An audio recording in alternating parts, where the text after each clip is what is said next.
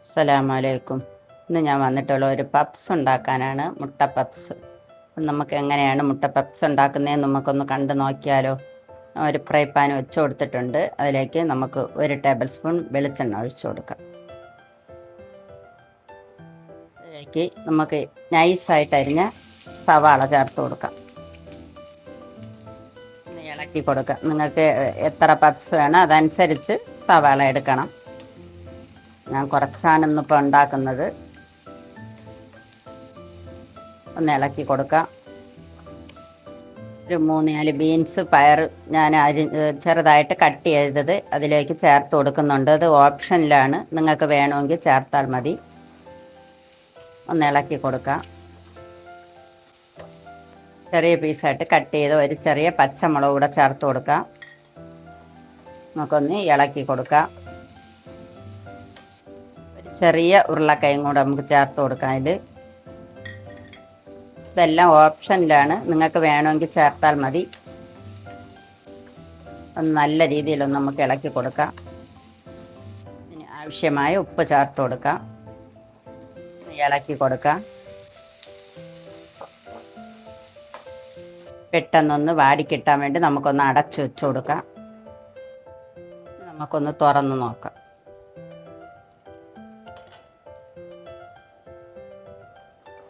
ഉള്ളിയൊക്കെ നല്ല വഴണ്ടി വന്നിട്ടുണ്ട്. ഇനി നമുക്കിതിലേക്ക് മസാല ചേർത്ത് കൊടുക്കാം. ഒരു 1/4 ടീസ്പൂൺ മുളക് പൊടി ചേർത്ത് കൊടുക്കാം.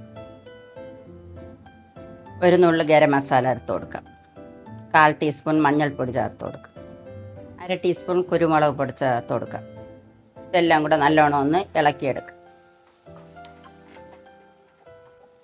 ഇതിൽ അല്പം ഉപ്പ് കൂടെ ചേർത്ത് കൊടുക്കാം. ഇളക്കി കൊടുക്കാം. പപ്സിൻ്റെ ഫില്ലിംഗ് ഒക്കെ റെഡി ആയിട്ടുണ്ട്. ഇനി ഫ്ലെയിമൊക്കെ ഒന്ന് ഓഫാക്കി കൊടുക്കാം. എന്താ പപ്സ് ഉണ്ടാക്കാൻ സമൂസയുടെ ഷീറ്റാണ് എടുക്കുന്നത്. നമുക്കത് എടുത്ത് ഫില്ലിങ് വയ്ക്കാം. അതിൽ നമുക്ക് 2 ഷീറ്റ് എടുത്ത് ക്രോസ് ചെയ്ത് വെച്ച് കൊടുക്കണം. ഇതുപോലെ അതിലേക്ക് നമുക്ക് ഈ മസാല വെച്ച് കൊടുക്കാം.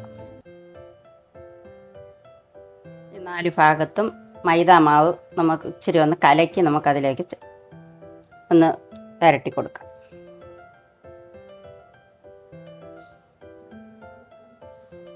ചെറുതായിട്ടൊന്ന് ബ്രഷ് ചെയ്ത് കൊടുത്താൽ മതി. നമുക്കതിലേക്ക് പകുതി മുട്ട ചേർത്ത് വെച്ച് കൊടുക്കാം. മടക്കിയെടുക്കാം.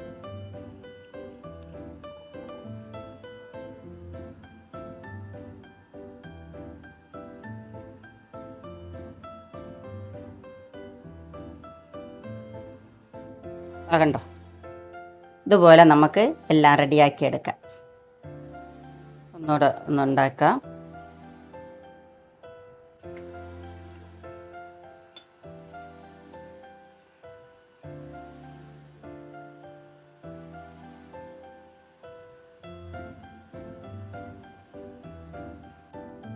എല്ലാം റെഡിയാക്കിയിട്ടുണ്ട്.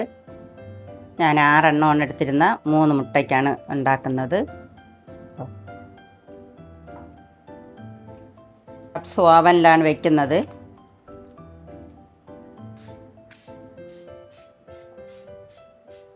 ചെറുതായിട്ടൊന്ന് എണ്ണ ഫ്രഷ് ചെയ്ത് കൊടുക്കാം. നമുക്ക് ഒരു മുട്ട ഞാൻ കലക്കി വെച്ചിട്ടുണ്ട്. നമുക്ക് അതിലൊന്ന് ബ്രഷ് ചെയ്ത് കൊടുക്കാം.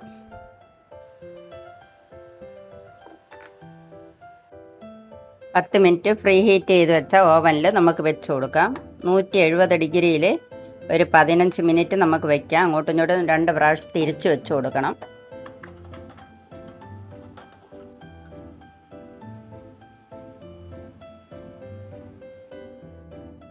സൂപ്പർ പപ്സൊക്കെ റെഡി ആയിട്ടുണ്ട്. അടിപൊളിയാണ്. ഇതുപോലെ എല്ലാവരും ഒന്ന് ഉണ്ടാക്കി നോക്കണം. വീഡിയോ ഇഷ്ടപ്പെട്ടാൽ ഒന്ന് ലൈക്ക് ചെയ്ത് ഷെയർ ചെയ്ത് സബ്സ്ക്രൈബ് ചെയ്ത് കമൻറ്റ് ചെയ്തൊന്ന് സപ്പോർട്ട് ചെയ്തേക്കണം.